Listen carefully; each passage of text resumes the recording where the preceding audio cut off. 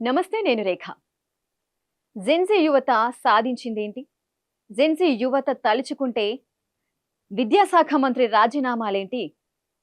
దేశ ప్రభుత్వాలే కూలిపోయిన పరిస్థితులు కూడా ఉన్నాయి. ఒకసారి జెన్‌జీ యువత తలుచుకుంటే ప్రభుత్వాలు కూలిపోయిన సంఘటనలు ఏమేమున్నాయో ఒకసారి చూద్దాం. జెన్‌జీతో పెట్టుకుంటే విద్యాశాఖ మంత్రి రాజీనామా ఏంటి? దేశ ప్రభుత్వాలు కూలిపోయిన సంఘటనలు కూడా ఉన్నాయి. జెన్‌జీతో పెట్టుకుంటే ప్రభుత్వాలు కూలిపోయిన దేశాలేంటో ఒకసారి చూద్దాం. శ్రీలంక, బంగ్లాదేశ్, నేపాల్, మడగాస్కర్. మొదటగా శ్రీలంక. 2022లో అవినీతి, తీవ్ర ఆర్థిక సంక్షోభం, నిరుద్యోగానికి వ్యతిరేకంగా ఆ దేశ యువత పోరాడుతున్నారు. ఆ దేశ యువత నడి రోడ్డులోకొచ్చి పోరాటం వల్ల ఆ దేశ అధ్యక్షుడు గోటబాయ రాజపక్స దేశం వదిలి పారిపోవాల్సిన పరిస్థితి తలెత్తింది. ఈ విషయం మీకందరికీ తెలిసిందే కదా. సో అప్పుడు ఆ దేశ ప్రభుత్వం కూలిపోయింది. అది జెన్‌జీ కిడ్స్ తలుచుకుంటే, జెన్‌జీ యువత తలుచుకుంటే చేసిన పని. 2024లో బంగ్లాదేశ్‌లో కూడా ఇటువంటి సంఘటన ఏర్పడింది. ప్రభుత్వ ఉద్యోగ రిజర్వేషన్లకు వ్యతిరేకంగా నిరుద్యోగులు, విద్యార్థులు రోడ్డు మీదకొచ్చి పోరాటం చేశారు.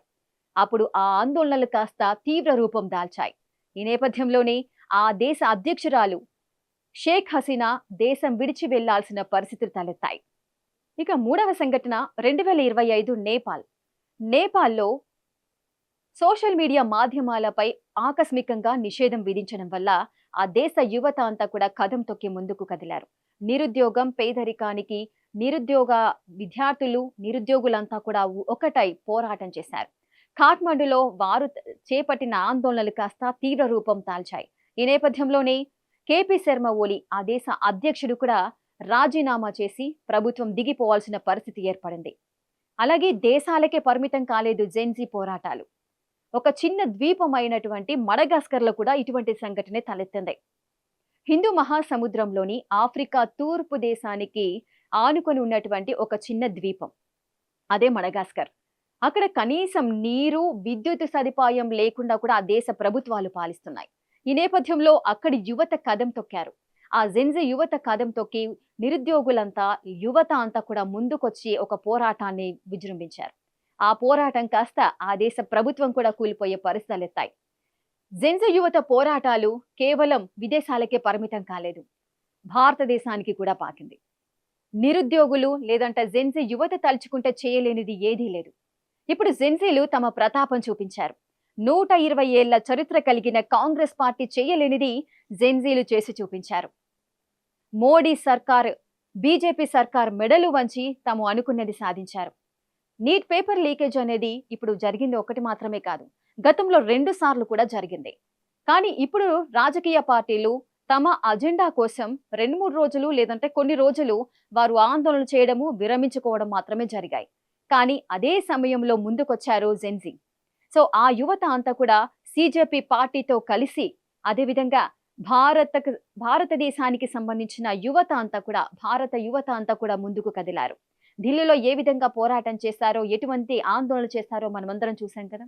సో ఆ జెన్‌జీ యువత, సీజేపీ అందరూ కలిసి చేసిన ఆందోళనలు కాస్త ఇప్పుడు సఫలమయ్యాయని మనం మాట్లాడుకోవచ్చు. సుమారు 36 రోజులుగా వారు ఆందోళన చేస్తున్నారు.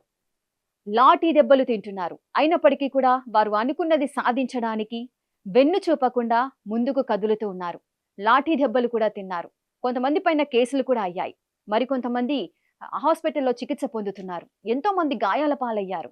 అయినప్పటికీ కూడా పట్టు వదలని విక్రమార్కుడిలా ముందుకు కదిలి వారు అనుకున్నది సాధించారు. మాకు తిరుగులేదంటూ బీజేపీ సంబరపడుతోంది. మాకు తిరుగులేదు అని చెప్పిన మోదీ సర్కార్ మెడలు వంచింది సీజేపీ పార్టీ, అదేవిధంగా జెన్‌జీ యువత. సో వీరంతా చేస్తున్న దానికి తోడుగా విద్యార్థి లోకాలన్నీ కూడా ముందుకు కదిలాయి. ఈ విధంగా మోదీ సర్కార్‌కు, అదేవిధంగా బీజేపీ పార్టీకి నిద్రలేని రాత్రులను అందించింది. ఏది ఏమైనా కూడా వెన్ను చూపేది లేదు అంటూ కూడా ఎంతో ధైర్యంతో ముందుకు కదిలారు.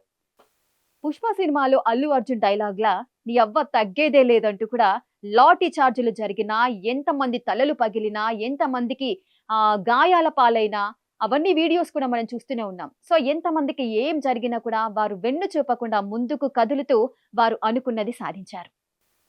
సీజేపీ, అదేవిధంగా జెన్‌జీ కిడ్స్ వీళ్ళంతా కూడా అందరూ కలిసి సంయుక్తంగా నిర్వహించిన ఈ ఆందోళనల్లో నిరుద్యోగ సంఘాలన్నీ కూడా ఏకమయ్యాయి. విపక్షాలు కూడా ఏకమయ్యాయి. సో అందరూ కలిసి చేసిన ఈ పోరాటానికి ఒక మీనింగ్ అయితే వచ్చేసింది. 36 రోజులుగా వారు చేస్తున్న ఆందోళనలకు ఒక సమాధానం దొరికింది. కేంద్ర విద్యాశాఖ మంత్రి ధర్మేంద్ర ప్రధాన్ రాజీనామా చేశారు. ఎంత వేడుకున్నా, ఎన్ని మొత్తుకున్నా కూడా జెన్జీ యువత వదల్లేదు, సీజేపీ పార్టీ వదల్లేదు. వారు అనుకున్నది సాధించే వరకు సుమారు నీట్ పేపర్ లీకేజ్ వల్ల 15 మంది విద్యార్థులు ఆత్మ బలిదానాలు చేసుకున్నారు. సో అటువంటి వారికి న్యాయం చేయాలి, చనిపోయిన వారికి ఎక్స్‌గ్రేషియా చెల్లించాలి అని వారు డిమాండ్ చేశారు. వాటన్నింటికీ కూడా కేంద్ర ప్రభుత్వం ఒప్పుకుంది.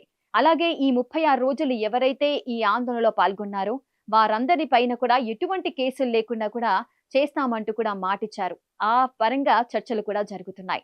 సో జెన్‌జీ యువత చివరికి సాధించింది ఏంటి అని మనం మాట్లాడుకున్నట్లయితే, మొదటిది పేపర్ లీకేజీ వల్ల ఎవరైతే విద్యార్థులు ప్రాణాలు కోల్పోయారో వారికి ఒక్కొక్క కుటుంబానికి ₹1,00,00,000 ఎక్స్‌గ్రేషియా చెల్లించాలంటూ కూడా వారు డిమాండ్ చేశారు. సో దానికి సంబంధించిన చర్చలు జరుగుతున్నాయి.